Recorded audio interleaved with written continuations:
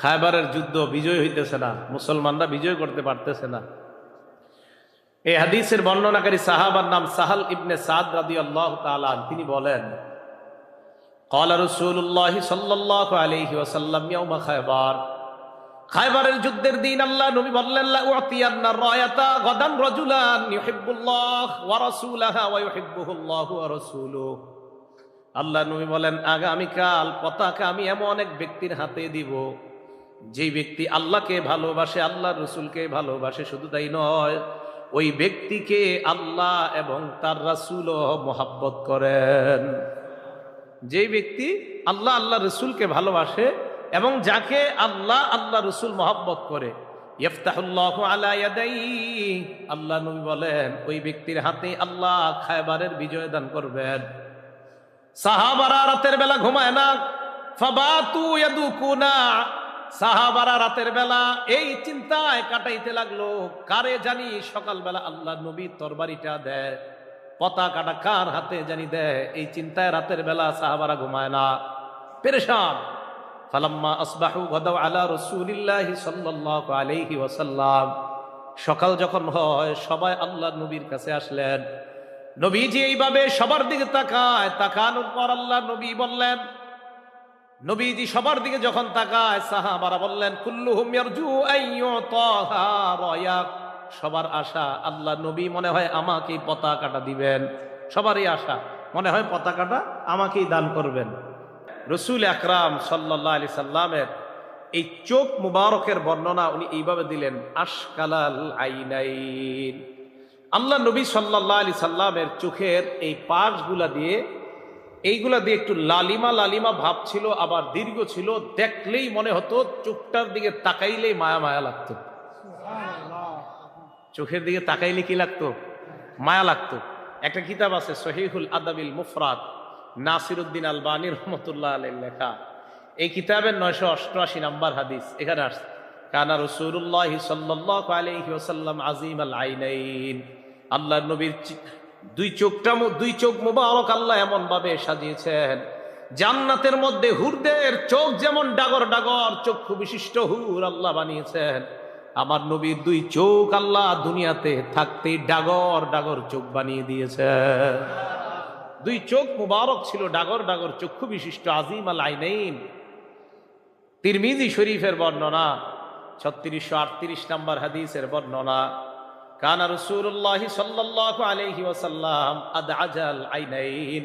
আল্লাহ রাসূল সাল্লাল্লাহু আলাইহি ওয়াসাল্লামের চোখের মণি ছিল কালো। চোখের মণি কেমন ছিল? কালো। চোখ ছিল ডাগর ডাগর, চোখের মণি ছিল কালো। পাশ দিয়ে যখন তাকাইতো একটা মায়া মায়া লাগতো, অনেকটা লালিমা ভাব ছিল, পুরাপুরি না।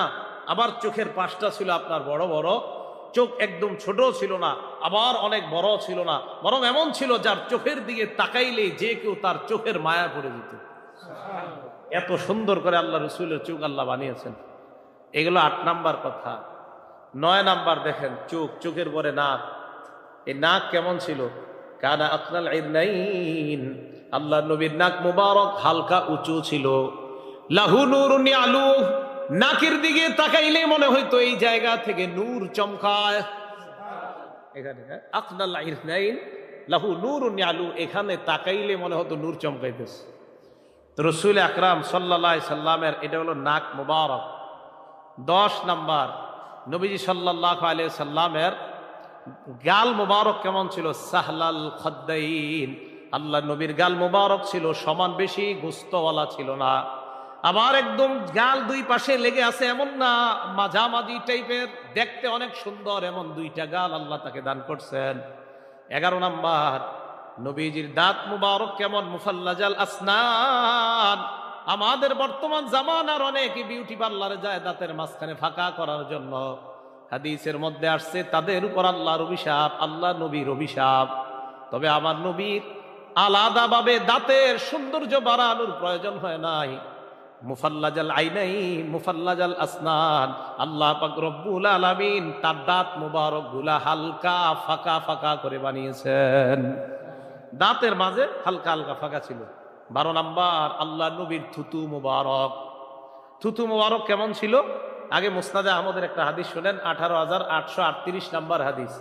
এই হাদিসের মধ্যে আসছে উতিয়ান নবী সাল্লাল্লাহু আলাইহি ওয়াসাল্লাম বিদালবিম মিম্মা, নবীজির কাছে এক বালতি পানি আনা হয়। পানি আনার পর ফামাদমাগা মিনহা, আল্লাহ নবী সেখান থেকে পানি নিলেন, দেওয়ার পর কুলি করলেন। কুলি করার পর ওই কুলির পানি বালতির মধ্যে ফালাইলেন, কুলির সাথে থুতু ইত্যাদি আসছে। সাহাবারা বলেন বালতির ভিতর থেকে মেশক আম্বরের ঘ্রাণ বের হওয়া শুরু হয়। তাহলে থুতু মুবারক এত বরকতপূর্ণ ছিল। বুখারী শরীফের একটা হাদিস শুনেন, 4210 নম্বর হাদিস। বিসমিল্লাহ। এই হাদিসের মধ্যে আসছে খায়বারের যুদ্ধ বিজয় হইতেছে না, মুসলমানরা বিজয় করতে পারতেছে না। এই হাদিসের বর্ণনাকারী সাহাবার নাম সাহাল ইবনে সাদ রাদিয়াল্লাহু তাআলা। তিনি বলেন ক্বালা রাসূলুল্লাহ সাল্লাল্লাহু আলাইহি ওয়াসাল্লাম ইয়াউমা খায়বার, খায়বারের যুদ্ধের দিন আল্লাহ নবী বললেন লা উতিয়ান্না রায়াতা গাদান রাজুলান ইউহিব্বুল্লাহ ওয়া রাসূলুহু ওয়া ইউহিব্বুহুল্লাহু ওয়া রাসূলুহু। আল্লাহ নবী বলেন আগামীকাল পতাকা আমি এমন এক ব্যক্তির হাতে দিব, যেই ব্যক্তি আল্লাহকে ভালোবাসে, আল্লাহর রাসূলকে ভালোবাসে। শুধু তাই নয়, ওই ব্যক্তিকে আল্লাহ এবং তার রাসূলও মহব্বত করেন। যেই ব্যক্তি আল্লাহ আল্লাহ রাসূলকে ভালোবাসে এবং যাকে আল্লাহ আল্লাহ রাসূল মহব্বত করে, ইফতাহুল্লাহু আলা ইয়াদাইহি, আল্লাহ নবী বলেন ওই ব্যক্তির হাতে আল্লাহ খায়বারের বিজয় দান করবেন। সাহাবারা রাতের বেলা ঘুমায় না, ফাবাতু ইয়াদুকুনা, সাহাবারা রাতের বেলা এই চিন্তায় কাটাইতে লাগলো, কারে জানি সকালবেলা আল্লাহ নবী তরবারিটা দেয়, পতাকাটা কার হাতে জানি দেয়। এই চিন্তায় রাতের বেলা সাহাবারা ঘুমায় না, পেরেশান। ফালাম্মা আসবাহু গাদাউ আলা রাসূলিল্লাহি সাল্লাল্লাহু আলাইহি ওয়াসাল্লাম, সকাল যখন হয় সবাই আল্লাহ নবীর কাছে আসলেন। নবীজি এইভাবে সবার দিকে তাকায়, তাকানোর পর আল্লাহ নবী বললেন, নবীজি সবার দিকে যখন তাকায় সাহাবারা বললেন কুল্লুহুম ইয়ারজু আইয়ুতাহা রায়া, সবার আশা আল্লাহ নবী মনে হয় আমাকেই পতাকাটা দিবেন।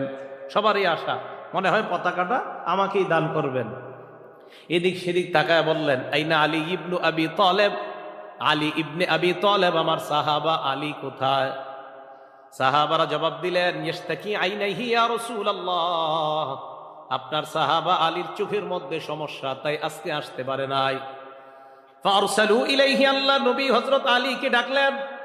ডাকার পর বললেন আলী সবাইকে ডাকলাম পতাকা দেওয়ার জন্য, তুমি কেন আসো নাই? বলে আমার চোখের মধ্যে সমস্যা। ফাবাসাকা ফি আইনাই, হযরত আলীর চোখে আল্লাহ নবী থুতু মুবারক লাগায় দেয়। থুতু দেওয়ার পর হযরত আলী ফাবারা কাআল্লাম ইয়াকুন বিহি ওয়াজাউন, এমন ভাবে সুস্থ হয়ে যায় মনে হয় হযরত আলীর চোখে জিন্দেগিতে কোনো অসুস্থতা হয় নাই। এই ছিল নবী সাল্লাল্লাহু আলাইহি সাল্লামের থুতু মুবারকের অবস্থা।